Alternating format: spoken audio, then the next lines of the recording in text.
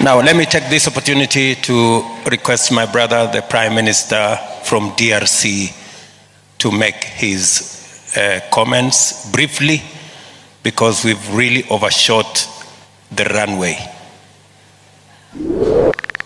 Your Excellency, please.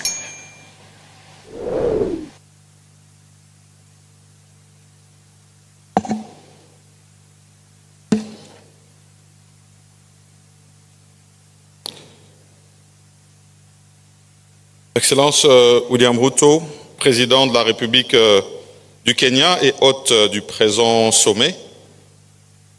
Leurs Excellences, Mesdames et Messieurs les chefs d'État et de gouvernement, Monsieur Antonio Guterres, secrétaire général des Nations Unies, Madame Ursula von der Leyen, président de la Commission de l'Union européenne, Monsieur Moussa Faki Mahamat, président de la Commission de l'Union africaine, distingués invités, Mesdames et Messieurs, c'est un grand honneur pour moi de prendre la parole ce jour au nom de son Excellence Félix Antoine Tshisekedi Tshilombo, président de la République démocratique du Congo et chef de l'État, à l'occasion du sommet africain sur le climat qui se tient dans ce magnifique cadre du Centre international des conférences Kenyatta ici à Nairobi.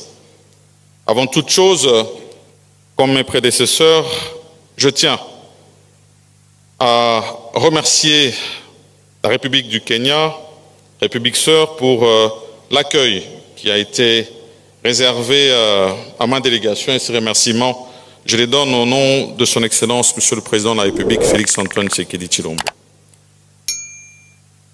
Organisé sous le thème développer des solutions positives pour le climat en faveur de l'Afrique et du monde, ce sommet offre à mon pays l'opportunité de répondre aux attentes que le monde se fait sur la problématique du climat et dont les préceptes se fondent essentiellement sur trois piliers fondamentaux, à savoir l'économie verte, la biodiversité et les énergies renouvelables. Comme on ne cessera jamais de le dire, la République démocratique du Congo se présente dans ce contexte comme un pays solution. Solution aux défis qui se posent à notre monde, de par son potentiel et de ses atouts innombrables, qui constituent un apport indéniable à la préservation et à la conservation de la nature. Disposant des écosystèmes favorables, mon pays regorge d'un massif forestier important, protecteur de la couche d'ozone, d'environ 155,5 millions d'hectares, soit 10% des forêts tropicales de la planète et plus de 60% des forêts du bassin du Congo, en plus d'importantes réserves et tourbières, puis de plus de 30 gigatonnes de dioxyde de carbone, sans compter son potentiel photovoltaïque de plus de 70 000 mégawatts, qui représente environ 37% du potentiel africain et 6% du potentiel mondial.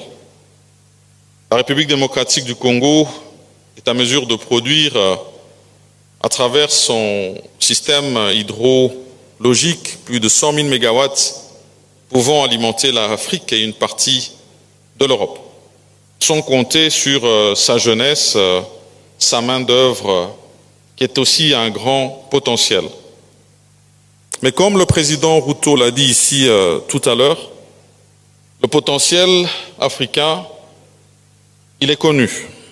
Ici, il est question de transformer ce potentiel en opportunité et en répondant sur les questions du climat.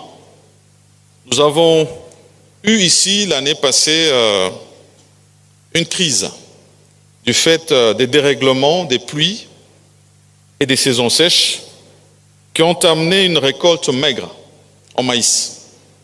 Nous avons connu, tant en Afrique de l'Est qu'en Afrique centrale et même en Afrique australe, des hausses de prix de maïs.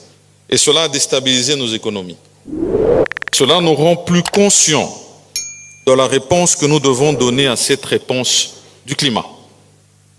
Pour moi, et en réponse de la République démocratique du Congo, trois ingrédients indispensables sont importants. La volonté, la solidarité et la détermination. La volonté, à travers le respect des engagements que nous prenons, particulièrement les pays pollueurs, en ce qui concerne la taxe carbone, comme convenu lors de la COP 15. La volonté sur les financements innovants, des économies vertes, telles qu'échangées lors du sommet de Paris dernier. La volonté sur les investissements sur l'énergie, les développements des chaînes de valeur ici en Afrique, et cela avec une réponse à l'emploi, à nos jeunes,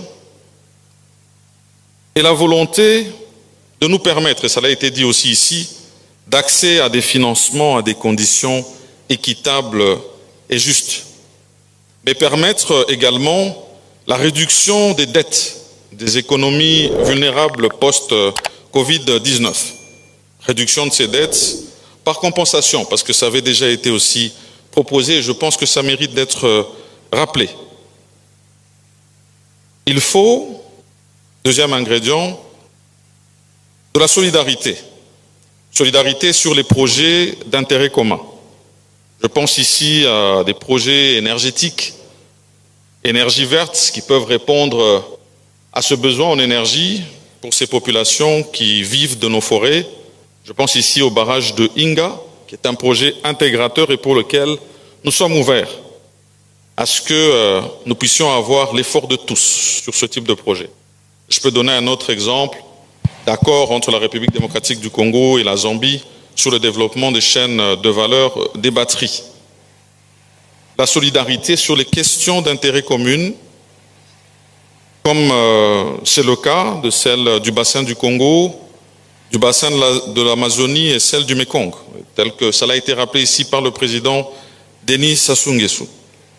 La solidarité sur les questions de paix et de sécurité pour garantir la protection des forêts et la biodiversité détruites par les guerres et le braconnage. La solidarité face aux pays les plus impactés par le dérèglement climatique. Thank you. La détermination, troisième ingrédient, dans la recherche continue des solutions innovantes aux questions du climat, comme c'est ici le cas au Kenya. Également la détermination à laisser un monde meilleur à nos enfants. La République démocratique du Congo s'inscrit également dans une nouvelle économie du climat, ainsi axée sur la conservation et la restauration de nos forêts et tourbières, pour plus de production de crédit carbone, mais aussi l'agriculture régénérative, pour répondre à la fois à la garantie de la survie de nos puits de carbone, mais aussi à la sécurité alimentaire. Et c'est pour cela que nous nous inscrivons dans la création d'un fonds d'investissement pour la nouvelle économie du climat. Mais aussi, nous faisons un plaidoyer, et cela, nous comptons le faire en marge de l'Assemblée générale des Nations unies, qui sera organisée le 19 septembre prochain, sur un marché de carbone équitable pour l'Afrique.